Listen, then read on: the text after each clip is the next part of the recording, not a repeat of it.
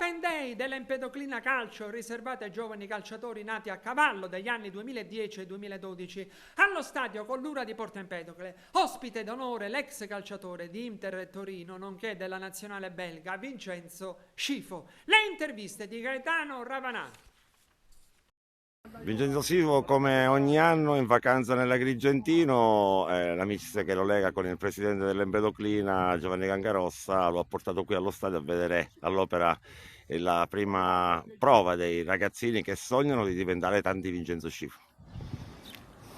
Lo spero per loro, per me è importante sostenere questi ambienti calcistici, soprattutto vedere giovani, talenti, gente che vogliono fare il mestiere di calciatore e soprattutto sostenere anche la società, le persone che cercano a creare questo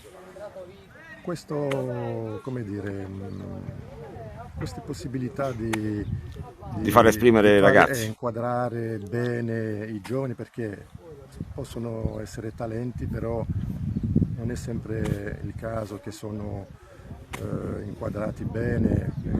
Conosco Giovanni Cangarossa, che non solo qualcuno di ambizioso, però qualcuno che sa quadrare, sa impostare, mettere strutture per riuscire a fare le cose bene, perché non ci vuole soltanto la carriera e dire certe cose, consigli, ci vuole tutte le cose intorno che fanno che funzionino bene. Vincenzo Scifo oggi cosa fa nella vita? Oggi ho ripreso in una società che la città dove sono nato io, ho iniziato, quindi per me è una cosa molto legata a quello che ho vissuto nella mia carriera. Ecco, iniziando in questa città avevo promesso di un giorno tornare e l'ho fatto perché c'è anche in questa società dirigenti molto competenti che non solo vogliono vedere una squadra che vince, giocatori che emergono, però vogliono fare delle persone, degli uomini, creare la relazione che permette giustamente di ottenere soddisfazione. Ecco. Quindi sì, quello che faccio, ho iniziato 2 anni fa, mi occupavo dello sviluppo dei talenti e oggi sono, come si dice in italiano, football advisor, consigliere della società. Cioè nel tuo obiettivo quello di tornare magari a fare il dirigente all'Anderlecht, la squadra? Non tanto, la verità, ho passato questi anni dove cercavo assolutamente di fare sempre meglio, sempre più alto.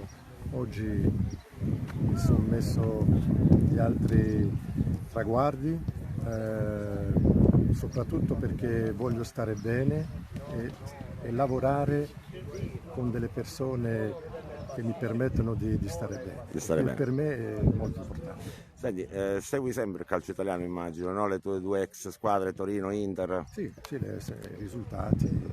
Contento per la vittoria dello scudetto dell'Inter quest'anno? Sì, certamente, ho giocato all'Inter, quindi sono sempre legato a questa squadra e ecco, anche la seguo non solo sul campo, però vedo l'evoluzione di questa società che come dire, continua a crescere, no?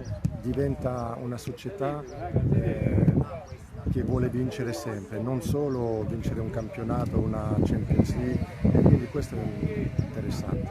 Senti, parliamo un po' di questo Belgio che ha eliminato gli Stati Uniti, un pensierino alla Coppa del Mondo lo hai fatto pure tu?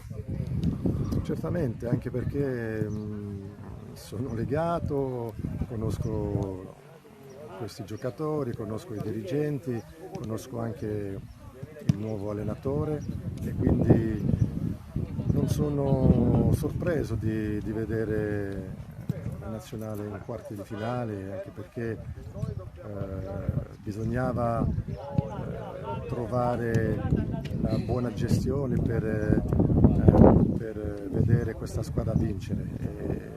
Ci sono talenti incredibili, avevamo un piccolo problema in difesa e penso che in 2 o 3 mesi questo allenatore ha trovato non solo i giocatori ma li fa giocare bene, quindi penso che questo mondiale possono fare anche meglio dei quarti di finale. Adesso disinfonando però la Spagna che da 6 partite non subisce nemmeno un gol. Sì, ma si sa, la Spagna fa parte dei favoriti, quindi per vincere o fare meglio bisogna vincere con queste squadre. Io penso che sarà difficile, però abbiamo la squadra per giocare ai stessi livelli, però dobbiamo mettere la barra, l'ambizione molto più alta. Non dobbiamo solo pensare di essere ai mondiali e che i quarti di finale sono abbastanza positivi, dobbiamo pensare sempre a crescere. È quello che manca un po' alla nostra nazionale. L'Empedoclina riparte con i giovani, oggi proprio uno stage dedicato alla bella gioventù, anche perché senza giovani difficilmente una squadra può sopravvivere, e tra l'altro c'è un supervisore di primo ordine.